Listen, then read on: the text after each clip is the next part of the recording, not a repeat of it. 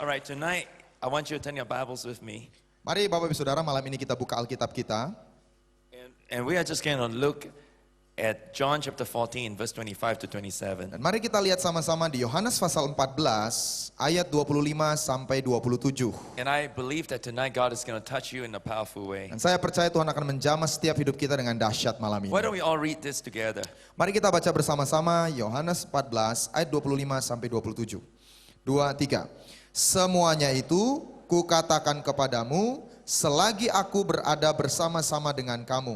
Tetapi penghibur yaitu Roh Kudus yang akan diutus oleh Bapa dalam namaku, dialah yang akan mengajarkan segala sesuatu kepadamu dan akan mengingatkan kamu akan semua yang telah kukatakan kepadamu. Damai sejahtera kutinggalkan bagimu, damai sejahtera kuberikan kepadamu. Dan apa yang kuberikan tidak seperti yang diberikan oleh dunia kepadamu. Janganlah gelisah dan gentar hatimu. Father, we want to thank you tonight that we're able to come in such a wonderful place. Bapak, kami bersyukur malam hari ini bisa berkumpul di satu tempat yang indah ini. Father, you have done so many awesome things here in GBI Bandung. Bapak, Engkau sudah melakukan banyak perkara dahsyat di sini di GBI Tonight, Bandung. from the front to the back, from the left to the right, Malam hari ini mulai dari depan sampai belakang, dari kiri ke kanan. I pray you take us to a whole new level of glory. Hamba mau berdoa Engkau mengangkat kami semua ke tingkat kemuliaan yang tinggi malam ini. Greater things is yet to be done. Hal-hal yang lebih besar akan terjadi di depan Greater kami. things are yet to come. Hal-hal besar akan datang dalam hidup And we kami. vow to give you all the glory in Jesus' name. Dan kami berjanji mengembalikan segala kemuliaan hanya kepadamu di dalam nama Yesus. Amen. Amin. Amen. Amin. Oh, go ahead and give the Ya, Lord mari a beri big hand. kemuliaan yang meriah bagi Tuhan. Amen. Amin.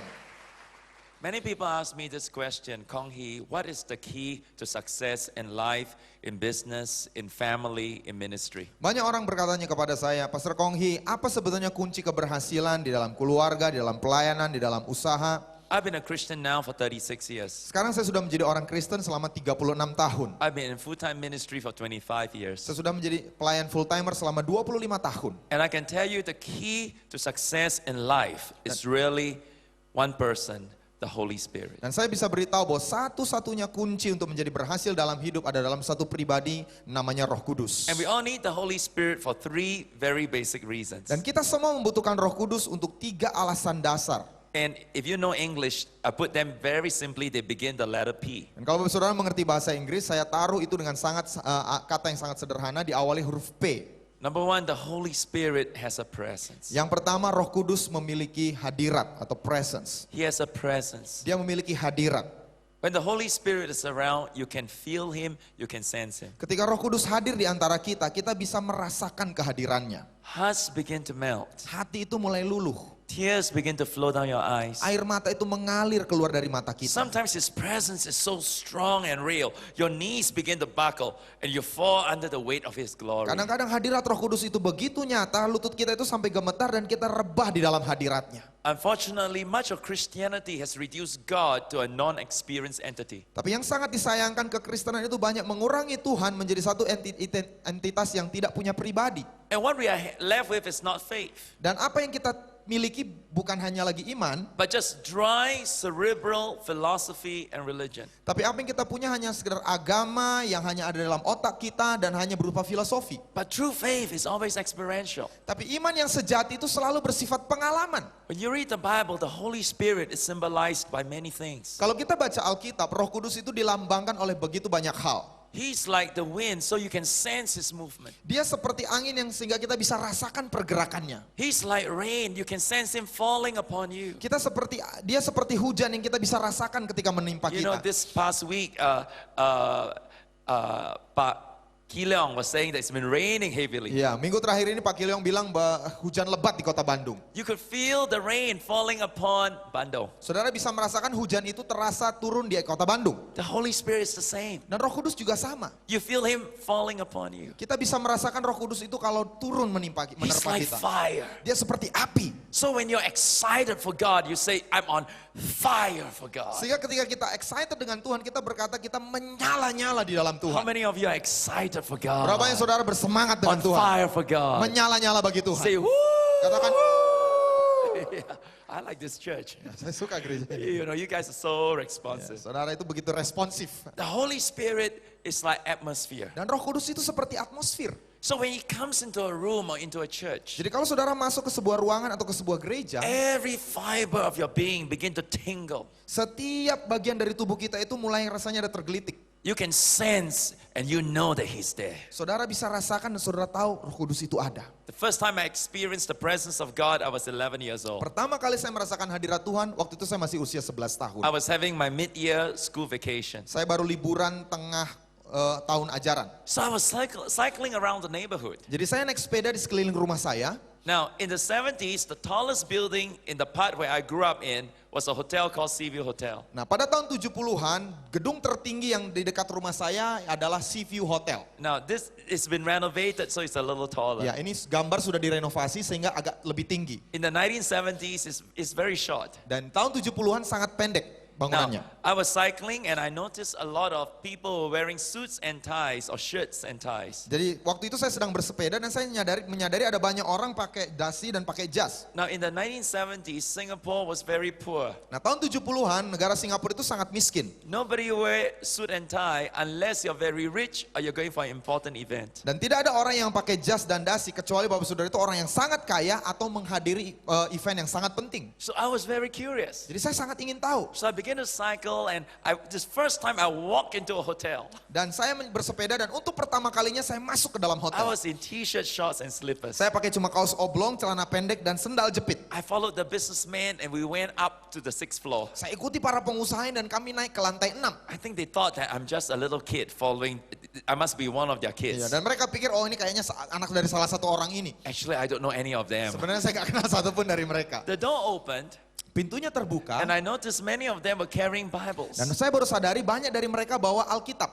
I was just a Christian for 3 months. Saya baru jadi orang Kristen selama 3 bulan. So I've been reading the children's Bible. Jadi saya baca Alkitab anak-anak. So I was very curious. Jadi saya sangat ingin tahu. Look at all of them going in. Saya lihat mereka semua masuk ke dalam. And there was a man that was mending the registration table. Dan kemudian ada seorang bapak yang sedang duduk di meja pendaftaran. He said, little boy, are you registered for the seminar? Dia tanya, anak kecil sini, kamu udah daftar belum untuk seminar itu? $50 per person. $50 satu orang. I can promise you this, in the 1970s, there's no 50-year-old boy, there's no 11-year-old boy to have $50. Dan saya jamin di tahun 70-an gak ada anak umur 11 tahun punya uang $50. I have never even seen $50 bills. Saya bahkan waktu itu belum pernah lihat uang sebesar $50. I say, sir, I have no money. Jadi saya bilang, Pak saya gak punya uang. But can I stand here and watch? Tapi boleh gak saya berdiri di sini dan nonton? So I was watching. Jadi saya lihat orang masuk. Then about 10 minutes, 15 minutes later, Tapi kemudian 10-15 menit there kemudian, must have been a spark in my eye. ya mungkin ada kilatan di mata The saya. man said, little boy, come here. Bapak itu bilang, nak sini. You want to go in, right? Kamu benar mau masuk ya? I said, yeah, but I have no money. Saya bilang, iya tapi saya gak punya uang. He said, I tell you what, Jadi saya bilang, dia kasih tahu saya. in a bilang, moment's time, they're going to sing some praise song. nanti beberapa saat lagi mereka akan nyanyi beberapa lagu pujian. And then they're going to slow down Lalu kemudian mereka akan perlambat. and sing some slow songs. Lalu menyanyikan lagu-lagu lambat. Two things will happen. Nah 2 hal akan They're terjadi. going to lift up their hands Mereka akan angkat tangan, and they'll close their eyes. mereka akan tutup mata. The moment they close their eyes, Begitu mereka tutup mata, you just run in as fast as you can. lari aja sekencang mungkin ke dalam. True enough, they started singing. Dan betul saja mereka mulai nyanyi. This is 1970s, you Ini know. tahun 70-an. There's no Hillsong, Gak ada Hillsong. you know. It's old time. Ini zaman dulu. From the rising of the sun Yeah, nah, to nah. the going. Do you sing the song? No, don't sing the song. Okay. You know, we sing all this song. You Ya, know, all jadi these lagunya old itu songs. lagu-lagu jadul saudara. And then they sang some slow numbers. Lalu mereka menyanyikan lagu lambat. I worship you, Almighty God, There is none like like you. Yeah. And then, true enough, they closed their eyes. Dan betul saja mereka mulai tutup mata. He said, go, go, go, go, go. Ayo masuk. So I'm moving as fast as I could. Jadi saya lari secepat mungkin. I never forget, I sat on the left-hand side of the hall. Dan saya tidak akan pernah lupa saya duduk di sebelah kiri hallnya. T-shirt, shorts, and slippers. Pakai kaos, celana pendek dan sendal jepit. The place was packed. Tempat itu penuh.